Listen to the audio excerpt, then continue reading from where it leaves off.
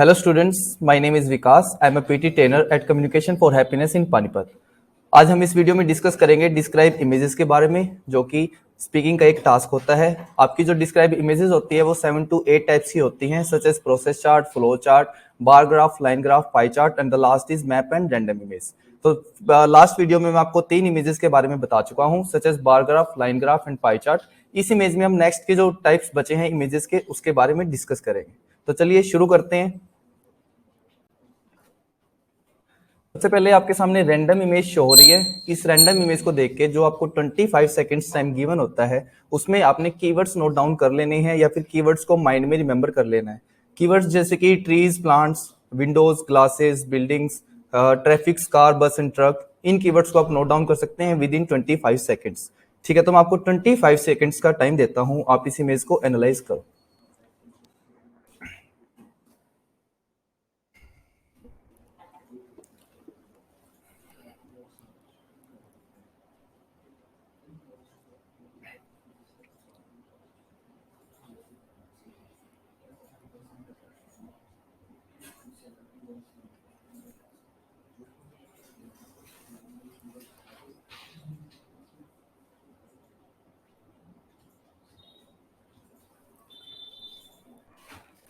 Okay students, आपके 25 seconds over हो चुके हैं। अब इस इमेज का मैं आपको एक डेमो देता हूं। There is an image in front of me. I have got 40 seconds to speak about this picture. Let me have a closer look at this picture. While having a closer look, I can see several trends are emerging in this picture. There is a random image. From the image, I can see many trees, plants. It includes stem, roots, branches, and leaves.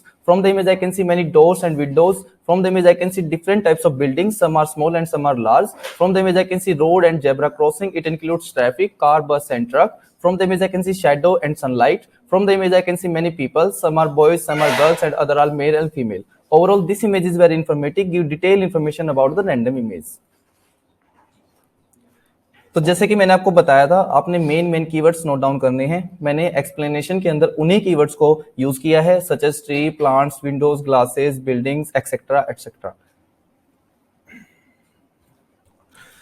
Okay students, तो next type की image आपके screen पर है। इसका नाम table chart है।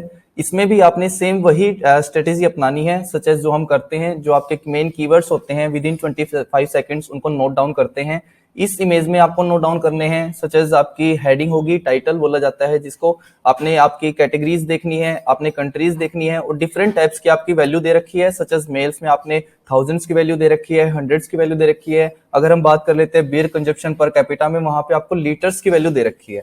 तो जो आपको 25 सेकंड्स गिवन होते हैं, उसमें आपने इन्हीं चीजों को नोट डाउन करना है कि आपने क्या कैटेगरी बोलनी है, क्या आपने कंट्रीज नेम बोलने हैं, क्या आपने वैल्यूज बतानी है।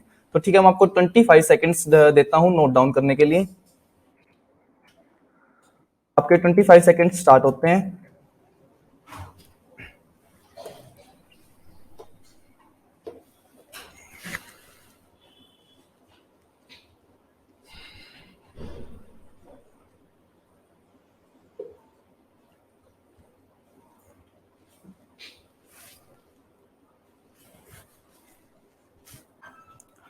ओके स्टूडेंट्स, आपके 25 सेकंड्स ओवर हो चुके हैं। होप आप सभी ने इमेज को एनालाइज कर लिया होगा विद कीवर्ड्स के साथ।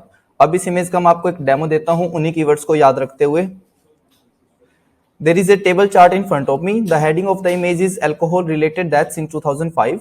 From the image, I can see different types of categories such as total male and female, and the last is beer consumptions per capita 2002 in liters. From the image, I can see different categories of countries such as Lithuania, Ireland, Czech Republic, Canada, and the last is Estonia, Germany, and Austria.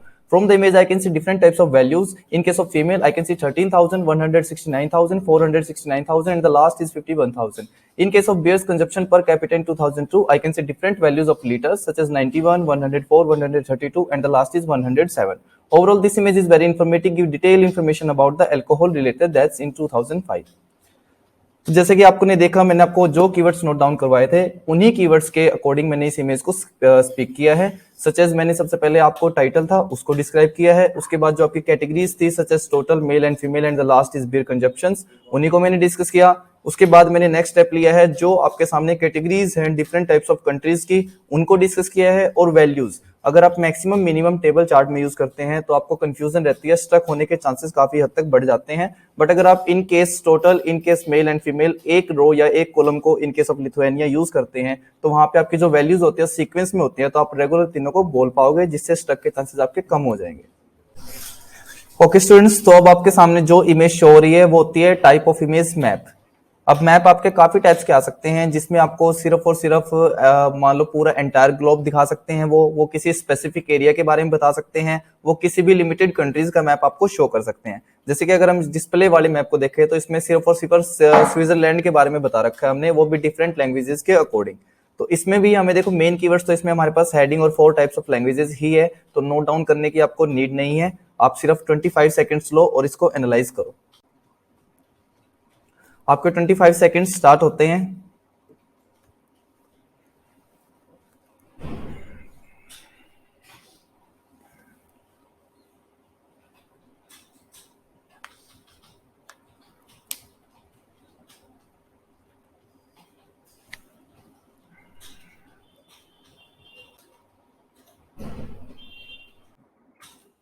Okay students, आपके 25 seconds over हो चुके हैं। तो अब जैसे कि मैंने आपको बताया था, इस इमेज के जो कीवर्ड्स हैं उनको ध्यान में रखते हुए मैं आपको एक डेमो देके दिखाता हूं।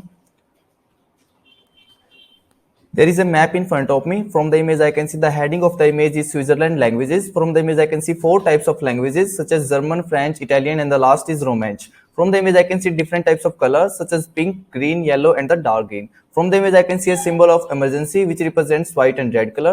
From the image I can see the pink color represents German language, green color represents French language, and the yellow color represents Italian language, and the last is dark green represents Romansh language. From the image I can see the highest area is covered by German language which represents pink color, and the lowest area is covered by Italian which represents yellow color. Overall this image is very informative and give detailed information about the Switzerland languages.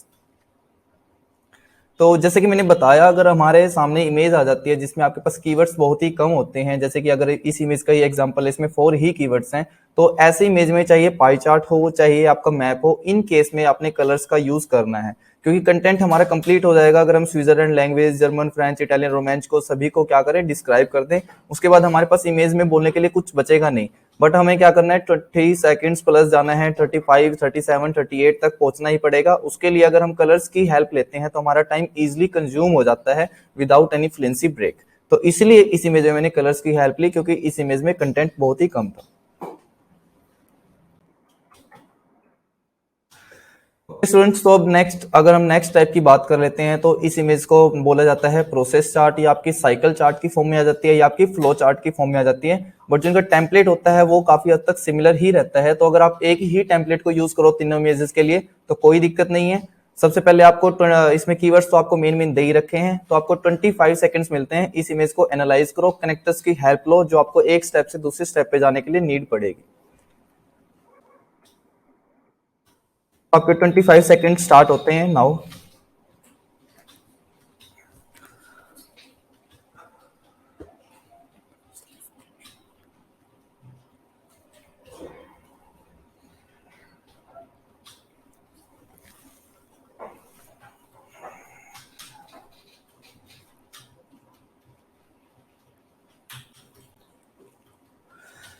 तो students, आपके 25 seconds over हो चुके हैं। अब जो connectors image के अंदर लगाने हैं, जो स्टेप बाय स्टेप बोलने के अकॉर्डिंग यूज करने हैं, वो आपको डेमो के अकॉर्डिंग मैं बताता हूँ। There is an image in front of me. From the image I can see the heading of the image is steel. The first step is collection and the second step is sorting by magnet. After that the next step is steel slugging, which is followed by grinding. After that the next step is transferred into furnace, which is followed by forming, and the next step is changed into flatter. From the image I can see the next step is end products, which is very important in all other processes. From the image I can see many types of arrows which represent sky blue color. From the image I can see magnet for the work of sorting. It includes 2 grinder for the work of grinding. From the image I can see many pipes for the work of flatter. Overall this image is very informative, give detailed information about the process of steel.